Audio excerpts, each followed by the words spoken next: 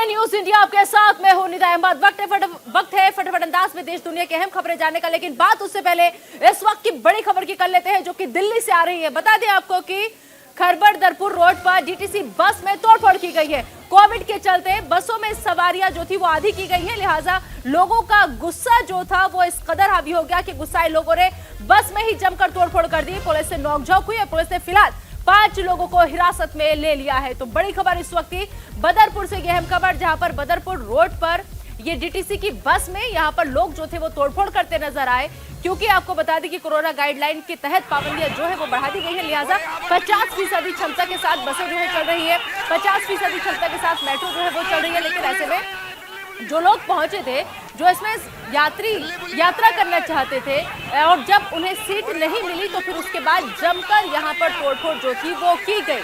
तो बदरपुर रोड पर ये डीटीसी की बस जिसमें लोगों ने तोड़फोड़ की और उसके बाद आलम यह हो गया कि वहां पर भारी संख्या में पुलिस बल जो था वो पहुंचा और उसके बाद इस भीड़ को खदेड़ने की कोशिश की। लेकिन देखिए कैसे ये तमाम लोग, इन लोगों का गुस्सा इस कदर हावी था इन लोगों के ऊपर कि देखते ही देखते पल भर में पूरी बस को यहाँ पर तोड़ दिया गया। अफरा तफरी का माहौल जो था वो हो गया। यहाँ पर पुलिस लगातार समझाने की कोशिश करती रही, लेकिन लोगों को ये बात समझ में नहीं आ रही कि जो भी पाबंदियां लगाई जा रही है वो आपकी सुरक्षा को ध्यान में रखते हुए लगाई जा रही है।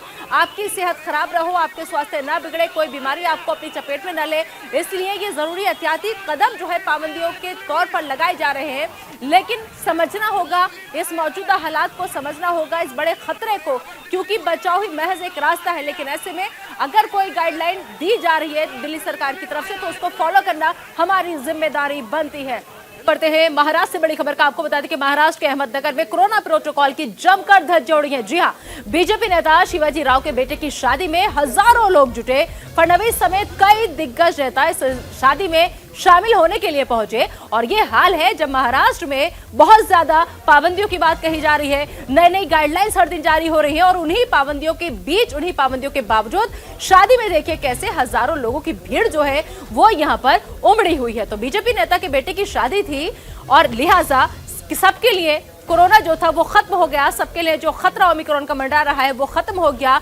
1000 पाबंदियां लगने के बावजूद शादी में एक भारी भीड़ की शक्ल में लोग यहां पर पहुंचे। महाराष्ट्र के अहमदनगर की ये तस्वीरें जहां पर बीजेपी नेता के बेटे की शादी आई, लेकिन बाकी और लोगों के लिए शामत लाई, क्योंकि हजारों की भीड़ जिस तरीके से यहाँ पर शादी में शिरकत करने के लिए पहुंची है। आप देख सकते हैं फडणवीस को कि कैसे उनको यहाँ पर शॉल उड़ा करके और फूलों का गुलदस्ता दे करके बाकायदा उनका स्वागत जो है वो किया जा रहा है, बिना इस बात की परवाह किए कि ये जो भीड़ है ये कौन सा रूप ले सकती है या फिर ये जो भीड़ है ये बाकी और लोगों की जान भी मुश्किल में डाल सकती है। ये जो भीड़ है, ये जो आंकड़े हर दिन महाराष्ट्र के आ रहे हैं उनमें भी इजाफा कर सकती है। लेकिन बिना किसी बात की परवाह किए बीजेपी के नेता की बेटी में शादी में शरीक होने के लिए तमाम लोग पहुंच गए। तो ओमिक्रॉन का साया लगातार महाराष्ट्र पर मंडरा रहा है और अहमदनगर से जब इस तरीके की तस्वीर निकलकर सामने आती है तो वाकई में हैरानी भी होती है और परेशान भी करती है, क्योंकि ये वो सियासतदां हैं जो दूसरे लोगों को नसीहत देते हैं लेकिन खुद अमल में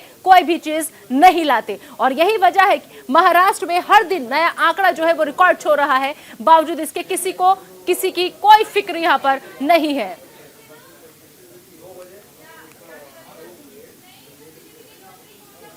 और एक और बड़ी खबर इस वक्त आ रही है, आपको बता दें कि चंडीगढ़ पहुंच चुके हैं दिल्ली के मुख्यमंत्री अरविंद केजरीवाल और थोड़ी ही देर में सीएम केजरीवाल यहां पर विक्ट्री मार्च जो है वो निकालेंगे। आप पार्षदों के साथ सीएम केजरीवाल बैठक भी करेंगे और आगामी रणनीति पर इस बैठक के दौरान चर्चा होगी।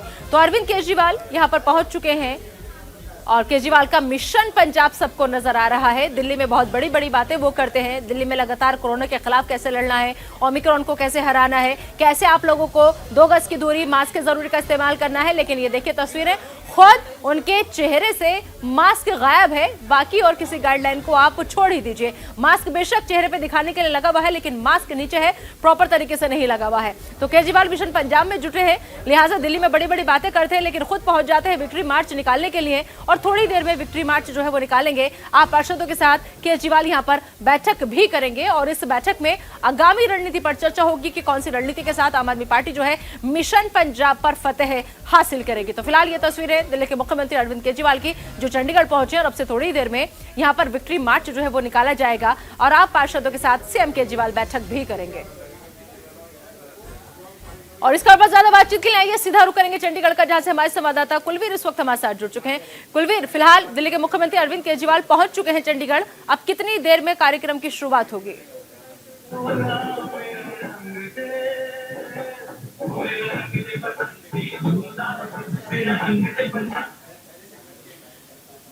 कुलवीर, आप तक मेरी आवाज पहुंच पा रही है?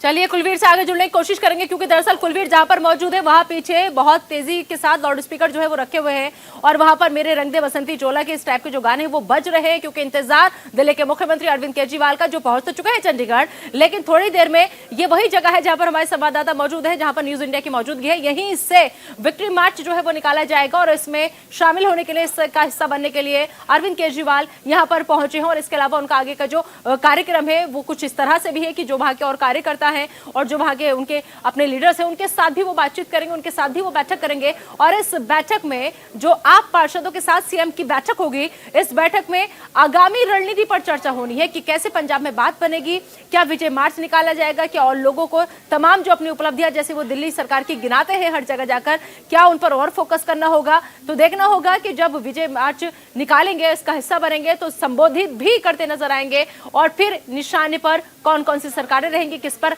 हमलावर होंगे, ये देखना होगा। कुलवीर से एक बार फिर से जुड़ने की कोशिश करते हैं। कुलवीर, अगर आप तक मेरी आवाज पहुंच पा रही है तो फिलहाल चंडीगढ़ पहुंच चुके हैं दिल्ली के सीएम, अब आगे का क्या कार्यक्रम?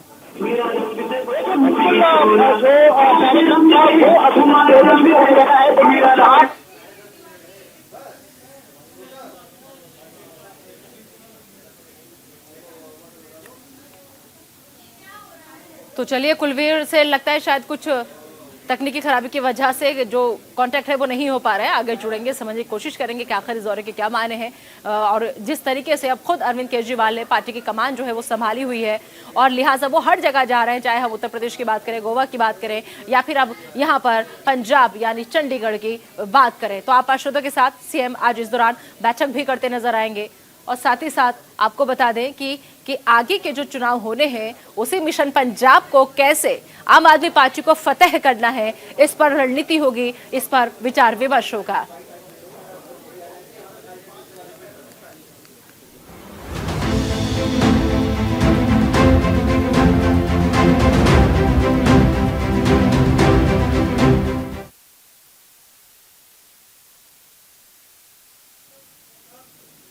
और चलिए आगे बढ़ते हैं और बात कर लेते हैं प्रधानमंत्री नरेंद्र मोदी के देवभूमि के को मेगा सौगात की। दरअसल उत्तराखंड पहुंचेंगे प्रधानमंत्री नरेंद्र मोदी और हल्द्वानी में पीएम मोदी एक बड़ी रैली जो है वो करने जा रहे हैं। जी हां, जिसमें हजारों करोड़ की कई परियोजनाओं की सौगात आज प्रधानमंत्री नरेंद्र मोदी देंगे।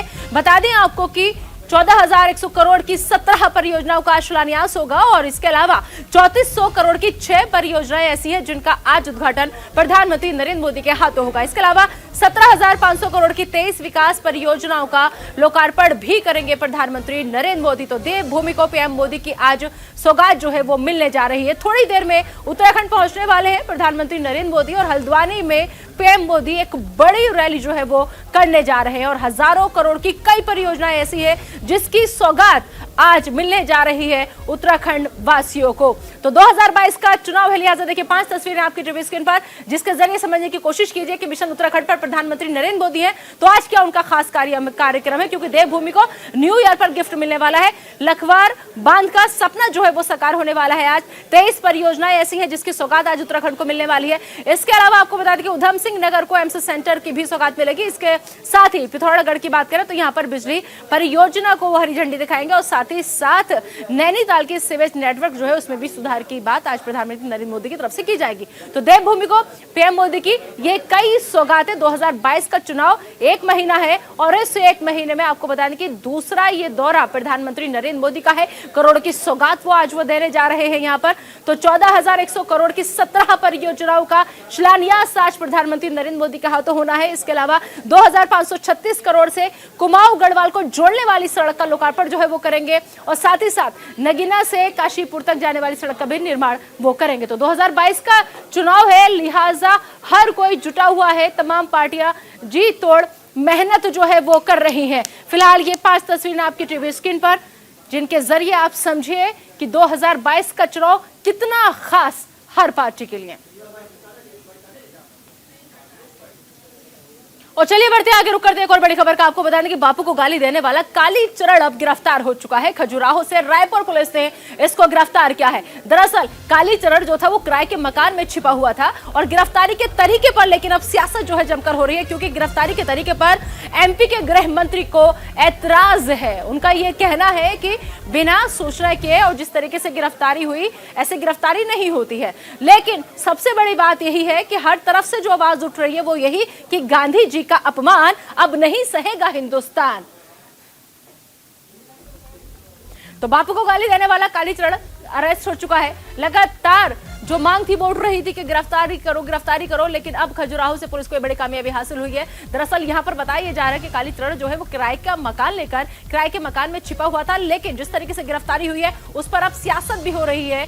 क्योंकि आपको बता दें कि मध्य प्रदेश सरकार की तरफ से आपत्ति जो है वो जताई गई है। उन्होंने कड़ा ऐतराज जताया है इस गिरफ्तारी पर कि गिरफ्तारी का जो तरीका था वो सही नहीं था।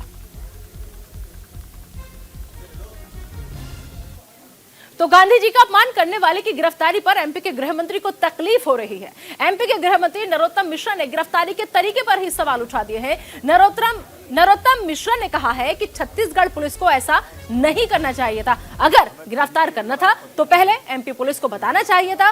वहीं छत्तीसगढ़ के सीएम भूपेश बघेल ने नरोत्तम मिश्रा पर पलटवार किया है और कहा है कि आखिर गांधी जी पर अभद्र टिप्पणी करने वाले से हमदर्दी क्यों है।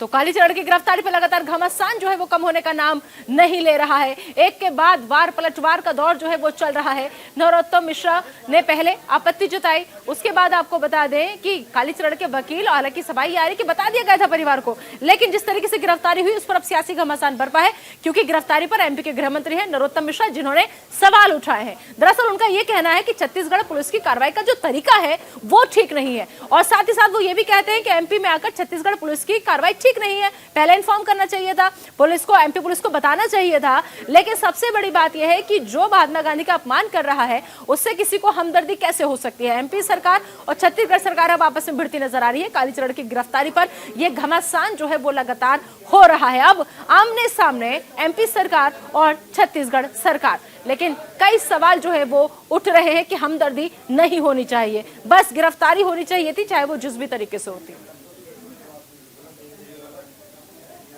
तरीके पर आप भीड़ इकट्ठा हुई, इसके लिए पुलिस अब जो है छानबीन करेगी कि और हो सके तो उसमें जो है मामला भी दर्ज कर सकती है, क्योंकि अगर जो परमिशन लिया होगा, पुलिस से परमिशन लेनी पड़ती है कि आप हमें इतने लोगों को बुलाएंगे शादी समारोह में, अगर उससे ज्यादा भीड़ इकट्ठा होती है तो जो कोरोना के नियमों के तहत जो उल्लंघन का मामला होता है वो दर्ज किया जाता है। लेकिन बीजेपी की तरफ से अभी तक इसके ऊपर कोई बयान नहीं है, क्योंकि देवेंद्र फडणवीस बड़े नेता हैं, बीजेपी के बड़े चेहरे हैं और महाराष्ट्र सरकार जो है महाराष्ट्र में विरोधी पक्ष के नेता है, विपक्ष के नेता है। इस वजह से उनके यहाँ पे जाना और शादी में करना कहीं न कहीं की बड़ी लापरवाही जो है बीजेपी की तरफ से देखने को मिल रही है। जी बहुत शुक्रिया इस तमाम जानकारी के लिए शुभम।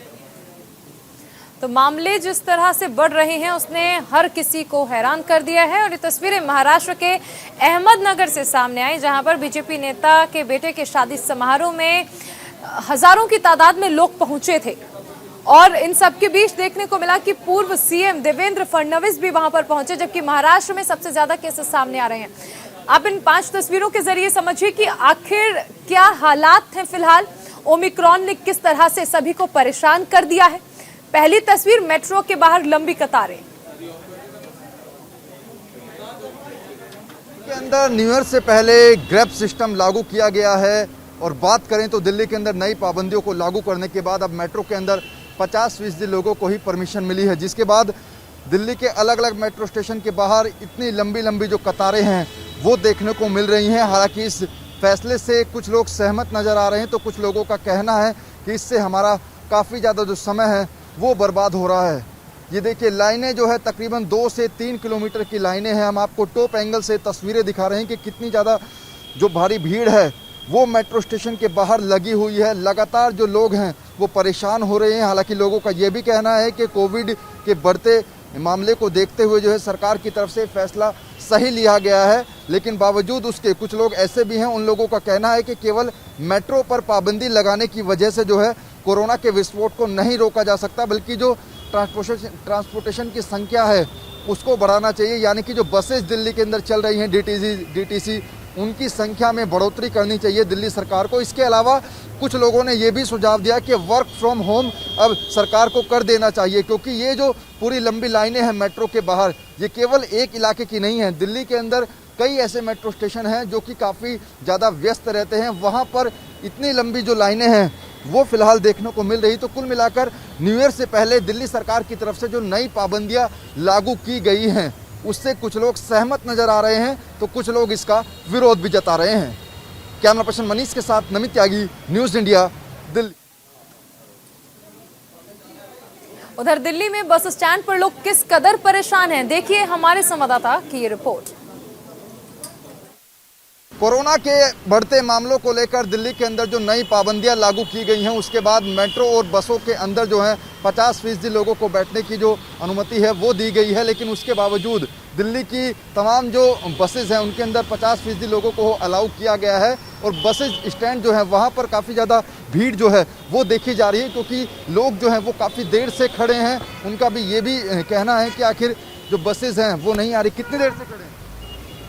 आधा घंटा हो गया, बसेज नहीं आ रही है। बसें आई नहीं है, आ रही है वो पीछे से भरी हुई हैं, तो कोई उतरता ही नहीं है। एक उतरता, उसमें मारामारी इतना, साथ में ड्राइवर्स बदमाशी करते हैं।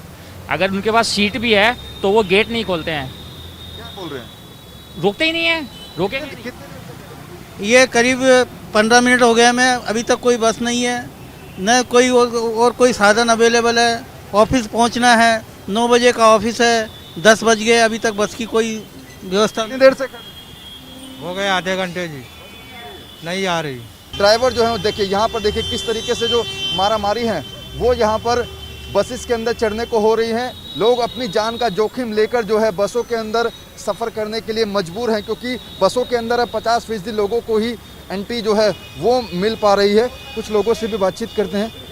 क्या रोजाना इसी तरीके की भीड़ दिखती है यहाँ पर? हाँ सर, भीड़ आजकल ऐसी हो रही है यहाँ पे, लॉकडाउन की तरफ से ऐसे हो रहा है यहाँ पे। बीमारी। आप कब से खड़े? 2 घंटे हो गया सर। नहीं मिल रही बस? बस है जाना है यहाँ खान मार्केट सर। बस ही नहीं मिल रही। आपको कितना समय हो गया? मेरे को 10-15 मिनट हो गए। बस आ नहीं रही है? हाँ। तो लोगों को जो परेशानी है वो हो रही है। देखिए ये एक बसेस जरूर आई है यहाँ पर, लेकिन लोगों का ये भी आरोप है कि बस जो है रुक रही है, लेकिन उनके अंदर सीट है, लेकिन फिर भी जो है गेट को जो है नहीं खोला जा रहा है। कब से खड़े? आधे घंटे से ऊपर हो गया। कहाँ जाना है? Connaught place. मिल पे रही है बस? नहीं, बस नहीं मिल रही, बैठा नहीं रहे बस में। हाँ, गेट ही नहीं खोल रहे हैं। गेट खोल ही नहीं रहे, गेट भी। तो बिल्कुल ये तस्वीरें जो हैं। आप कब से खड़े हैं? आधे घंटे से खड़े हुए कहाँ हैं। जाना है आपको? मदर डेयरी, हाँ पेनार से खड़े हुए। नहीं आ रही है? बस आ रही है, रोकते ही नहीं है कि सीट नहीं है, सीटिंग कैपेसिटी नहीं है। बिल्कुल बस आ रही है लेकिन रोक नहीं रहे हैं बस, क्योंकि बस के अंदर जो सीटेड को अलाउड किया गया है, यानी कि एक सीट छोड़कर एक ही को बैठने की जो अनुमति है फिलहाल दिल्ली सरकार की तरफ से दी गई है। कहाँ जाना है आपको? यहाँ पे जा रही हूँ, हॉस्पिटल जा रही हूँ, खड़े हैं? डिस्पेंसरी जा रही हूँ। कितनी देर से खड़े? अभी बस अभी तुरंत आई। बिल्कुल देखिए लोग जो हैं अपने बस का इंतजार करने के लिए बस स्टैंड पर खड़े जरूर हैं। कोई आधे घंटे से खड़ा है तो कोई 1 घंटे से खड़ा है, लेकिन यहाँ पर सबसे ज़्यादा परेशानी उन लोगों को है जो कि सुबह के वक्त अपने ऑफिस जाते हैं, लेकिन उनको बसेज यहाँ पर नहीं मिल रही हैं। बस आ रही है तो ड्राइवर जो है वो बस का गेट जो है वो नहीं खोल रहे हैं। तो ऐसे में लोगों को काफ़ी ज़्यादा परेशानी जो है वो उठानी पड़ रही है, और ख़ासकर उन लोगों को जो कि सुबह के वक्त अपने ऑफिस जाते हैं। तो सवाल ये कि आखिर कोरोना की नई गाइडलाइंस के बाद क्या लोगों को जो ये परेशानी हो रही है इसकी जो सुध है क्या वो दिल्ली सरकार भी लेगी, और दिल्ली सरकार डीटीसी बसों की संख्या है क्या उसमें इजाफा करेगी या फिर नहीं। कैमरा पर्सन मनीष के साथ नमित त्यागी, न्यूज़ इंडिया, दिल्ली।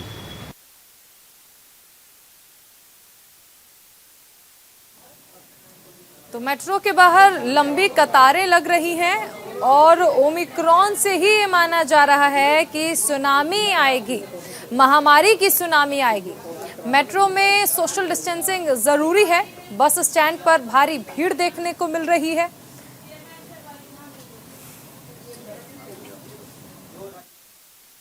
वहीं पाबंदियों के बाद लक्ष्मी नगर मेट्रो स्टेशन पर क्या हाल है, देखिए हमारे संवाददाता की ये खास रिपोर्ट।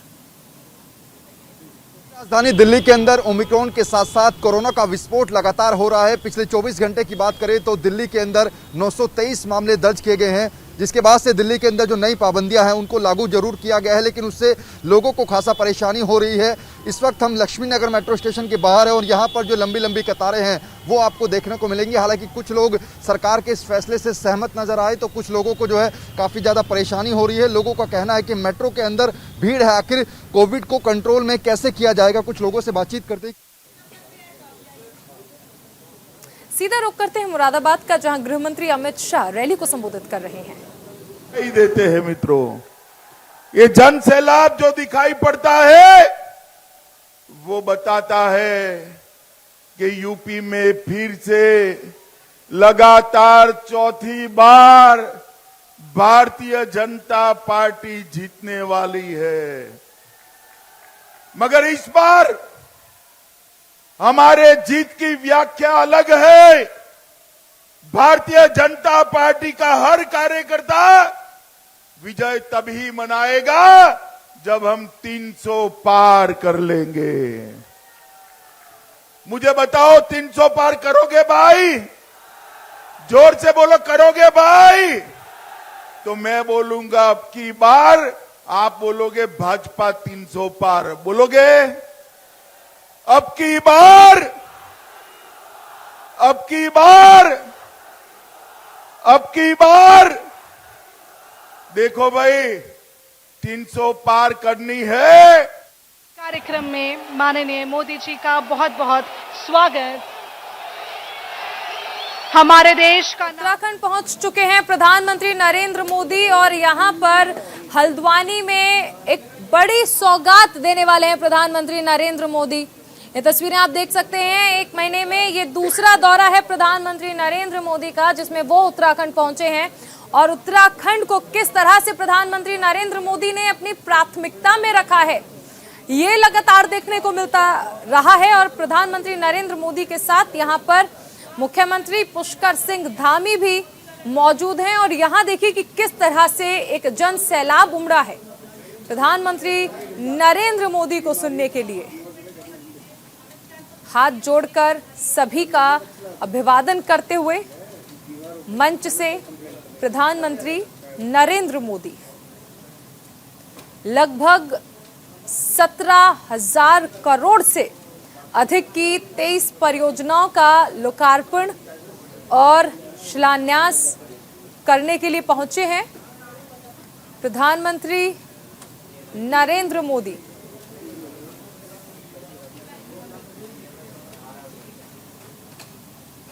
तो हल्द्वानी पहुंच चुके हैं प्रधानमंत्री और इसके साथ ही देश के गृह मंत्री भी मुरादाबाद में रैली को संबोधित कर रहे हैं।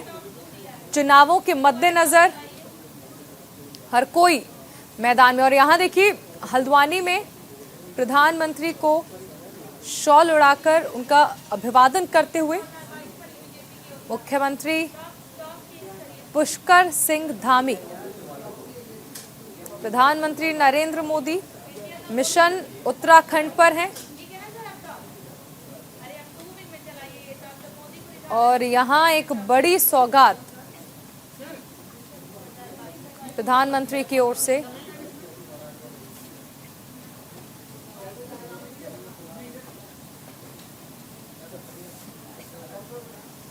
हल्द्वानी पहुंचे हैं प्रधानमंत्री नरेंद्र मोदी।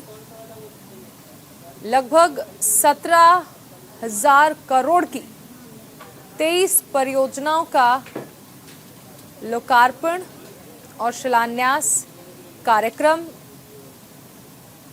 पहली बार हल्द्वानी के दौरे पर हैं प्रधानमंत्री नरेंद्र मोदी।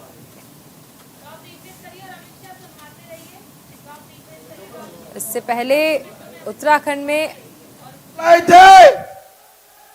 किसने चलाए थे? अब आपने 2014 और 19 में मोदी जी को पूर्ण बहुमत दे दिया।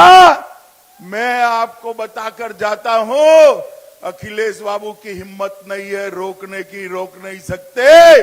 कुछ ही महीनों में गगनचुंबी रामलल्ला का मंदिर बनने जा रहा है मित्र, इसको कोई नहीं रोक सकता। और अखिलेश बाबू आपका निजाम, निजाम का मतलब शासन होता है। निजाम का मतलब क्या था? जरा उत्तर प्रदेश की जनता को सच सच बताइए, उनके निजाम का मतलब है एन से नसीमुद्दीन, आई से इमरान मसूद, जेड से आजम खान और एम से मुख्तार अंसारी। भाई आप मुझे बताओ, आपको नसीमुद्दीन, इमरान, आजम और मुख्तार वाला निजाम चाहिए क्या? चाहिए क्या? या योगी जी और मोदी जी वाला विकास वाला चाहिए? कौन सा चाहिए? जोर से बोले, कौन सा चाहिए? अगर लाना है तो 6 की 6 सीटें आपको मुरादाबाद की भारतीय जनता पार्टी की झोली में डालना पड़ेगी मित्रों, झोली में डालना पड़ेगी। मित्रों, यहां पर सब नेता बलात्कार हो गया तो उन्होंने कहा लड़कों से गलतियां हो जाती है। कहा था या नहीं कहा था? याद है या नहीं है? माताओं की सुरक्षा, बहनों का सम्मान भारतीय जनता पार्टी का वचन है उत्तर प्रदेश की जनता को।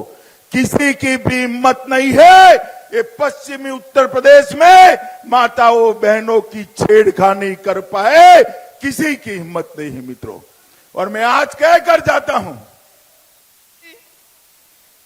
दुनिया के सर्वाधिक लोकप्रिय नेता आदरणीय नरेंद्र मोदी जी, महामहिम राज्यपाल जी, इस प्रदेश के बहुत ही युवा और पिछले दिनों हाथ में चोट लगने के बावजूद भी दिन रात मेहनत करने वाले ऐसे युवा मुख्यमंत्री पुष्कर धामी जी, भारत सरकार के मंत्री आदरणीय अजय भट्ट जी, हमारे पूर्व मुख्यमंत्री आदरणीय हमारे सभी मंत्रीगण, सभी मंच पर विराजमान हमारे आदरणीय गौतम जी, लोकेट चटर्जी, है कि ये आप कितना विरोध करे हो मित्रों। अरे सुनो, इन्होंने कहा एक नई प्रयोगशाला बनाई थी, नए प्रकार की प्रयोगशाला को अंग्रेजी में लैब देते हैं। लैब का स्पेलिंग होता है LAB। है छत्तीसगढ़ पुलिस के यह इंटर स्टेट प्रोटोकॉल का उल्लंघन कांग्रेस की छत्तीसगढ़ सरकार को नहीं करना था। संघीय मर्यादाएं इसका बिल्कुल इजाजत नहीं देती हैं। उन्हें सूचना देनी चाहिए थी। छत्तीसगढ़ सरकार चाहती तो उनको नोटिस देकर भी बुला सकती थी। मैंने मध्य प्रदेश के डीजीपी को कहा है कि तत्काल छत्तीसगढ़ के डीजीपी से बात करें कि ये क्या तरीका है उनका गिरफ्तारी का, ये तरीके पर आपत्ति व्यक्त करना है, अपना विरोध दर्ज कराएं और स्पष्टीकरण भी लें। हमें तरीके पर आपत्ति है। पहली बात तो ये नरोत्तम मिश्र जी ये बताएं कि महात्मा गांधी को गाली देने वाले व्यक्ति की गिरफ्तारी से वो खुश हैं या दुखी हैं। दूसरी बात यह है कि किसी नियम का उल्लंघन नहीं हुआ है, जो विधिक प्रावधान है उसके तहत कार्रवाई की गई है। सर आखिरी सवाल आपसे, सर ये लगता है आपको कि वो आपत्ति जो है वो संघीय ढांचे की आपत्ति लगती है, कोई राजनीतिक आपत्ति लगती है? उसको तो नरोत्तम मिश्र जी बताना चाहिए कि महात्मा गांधी गाली देने वाले से की गिरफ्तारी से वो प्रसन्न है क्या प्रसन्न है। और चलिए, अब किसे तरीका पसंद है किसे नहीं तरीका पसंद है, सियासत जमकर हो रही है। चलिए आगे बढ़ते बात कर लेते हैं ग्वालियर में ऊर्जा मंत्री प्रद्युम्न सिंह की। दरअसल आपको बता दें तोमर साहब का अनोखा अंदाज सामने आया है।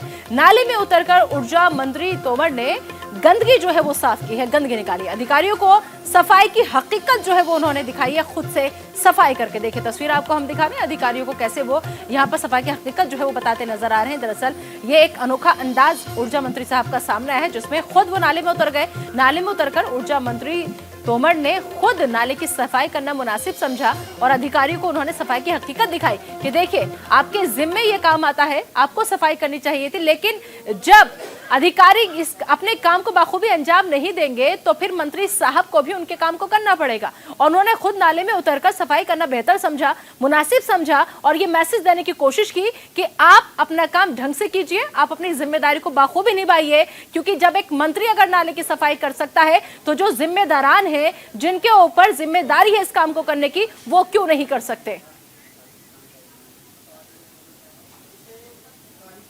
तो बड़ी खबरों पर लगातार हमारी नजर बनी हुई। फिलहाल एक छोटा सा ब्रेक, लेकिन आप बने रहिए न्यूज इंडिया के साथ।